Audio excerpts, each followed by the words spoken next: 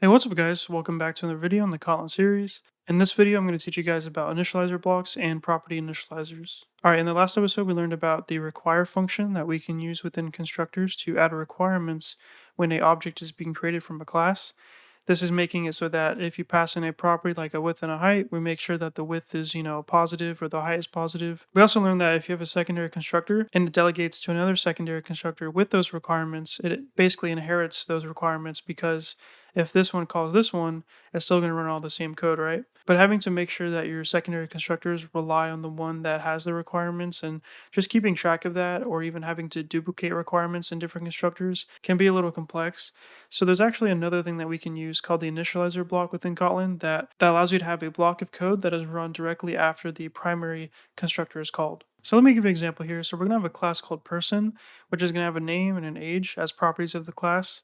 And we also have a class function called info, which prints out my name is name and my age is age. And if you want to, we could add requirements to this class so that whenever you pass in a name, it has to meet those requirements. Or if for example, if you pass in an age, it has to be a positive age, right? It doesn't really make sense for someone to have a negative age. The issue is that currently we need to use a secondary constructor to add the requirements, but for this primary constructor that we have, there's no body for it, so there's no code that we can have for it whenever we call this one, right? So you generally have two options. You need to either remove the primary constructor and move it to a secondary constructor that accepts the name and the age, just like we did here with the rectangle.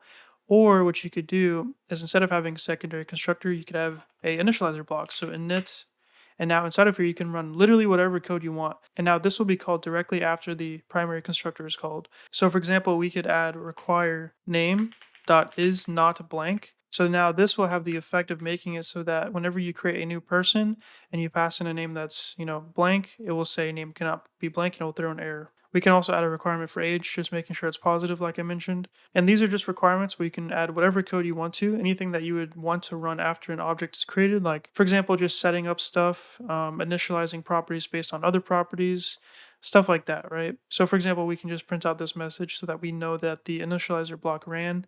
And let's try it out. So let's go back to our main here, and we're going to create a new person. So var person is equal to person.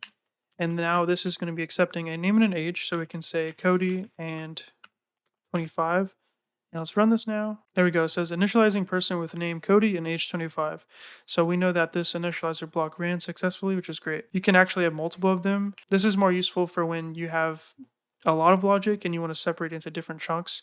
So for example, if you wanted to, you could split up your requirements into one initializer block and then have other logic run in the second initializer block, or whatever you want to do. It's just purely for organization. And they actually run from top to bottom. So this one runs first, and then this one runs second. So we can test this out.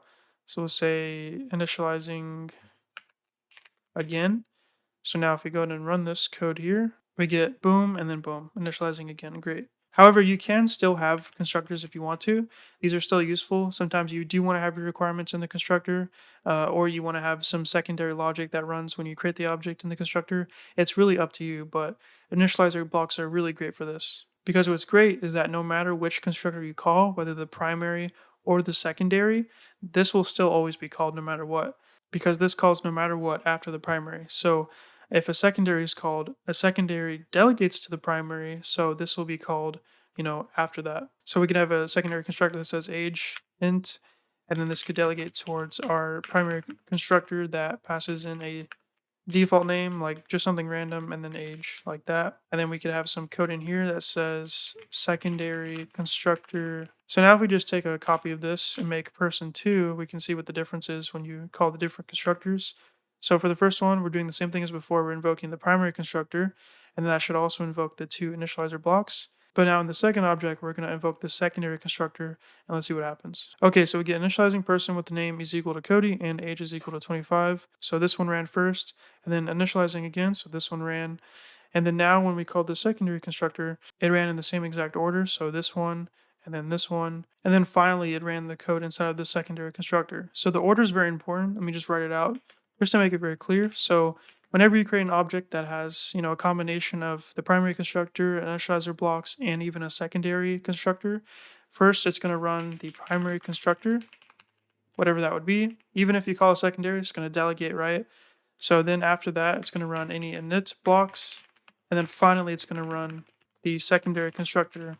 So hopefully that makes sense. All right, so here's another example of why initializer blocks can be useful and something else that we can do with it. So we have this class called circle that accepts a radius as a class property. So when you pass in, that'll be set.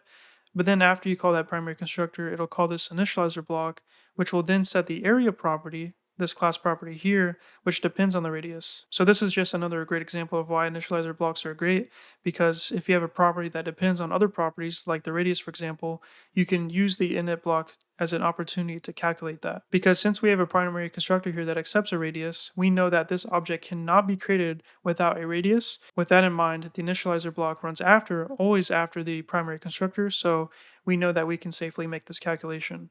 But one thing that you can actually do to improve this is whenever you're doing a simple calculation like this, where it's just one line of code and you're simply setting a property based on another property, you can actually use something called a property initializer. It's a really simple change.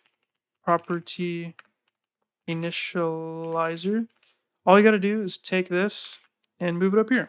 So now this is basically smart enough to make it so that this is not calculated and set until after the primary constructor is called, and we can move it out of the initializer block to save space. It's just directly calculated in this line here where the property is actually defined. So it's really just a simplification of your code. So you may be wondering, what is the difference between, doing it here with a property initializer just in one go versus just having it inside of the initializer block as we just had it like this. The main difference is that if your code is more complex than just a single line here or a single expression, then you're going to want to have it in a block. Also, this piece of code here, obviously this cannot be part of the property initializer. It's just, printing something out. So this is something that would clearly want to go inside the initializer block, or maybe even a secondary constructor. So if we were to create a class of circle, we pass in the radius, this would be set after the primary constructor is called, and then it would also print out this. So we can actually have multiple if we want to. We could add even like a circumference, which is calculated based on the radius, and then also have another initializer block. And this may look weird because we have two property initializers mixed in with initializer blocks. And I'm just doing it this way because the order is actually important.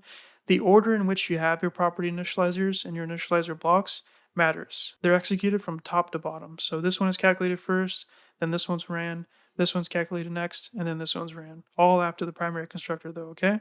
And then after that, as we learned, the secondary constructors will run if they're invoked, of course. So with that said, that's pretty much all I'm going to show you for this episode. Just one last point I really want to hone in is, what is the difference between the initializer block and the secondary constructor in terms of which one should I use? So I would say the main thing is, if you want to have logic that runs after an object is created no matter what, then use a initializer block like this one here. So no matter which way you create this person, whether it's through a secondary constructor or a primary constructor, we know that this initializer block and this one here will be run no matter what. So that's a good place to have your requirements that will need to be ran no matter what, and also execute any other secondary logic. That way you don't have to have that kind of stuff in the secondary constructor, because then you have to worry about which secondary constructors have this and which one don't. Like, you need to worry about if this secondary constructor needs to have its own requirements or needs to delegate to this other secondary constructor. It can just get a little more complex when it doesn't have to be. That's why having this initializer block is great. Hopefully I explained that well for you guys. And yeah, that's pretty much it for this episode. Thanks for watching, everybody, and peace. So that's it for this video, everybody. I really hope you learned something new. If you liked the video, please hit the like button, and if you want to see more, hit that subscribe button. Make sure to also check the description below for important links to code and other resources, but also really important, join our Discord. We have a big community of over 5,000 programmers, and it's a place where you can find new friends or get help on any code that you're stuck on. If you want to support what I do on this channel, please consider hitting the join button below, and this will allow you to support my channel for as low as $1 a month, but there are different tiers to choose from if you want to. For anyone that becomes a member on my channel, you get a special rank on my Discord server, early access to new videos, and you can just see yourself on the screen right now. So if that sounds cool to you, feel free to join. If you don't want to, that's fine. If you can't, that's okay too. I really just appreciate you watching the video anyway. Thank you so much. And that's it. Peace.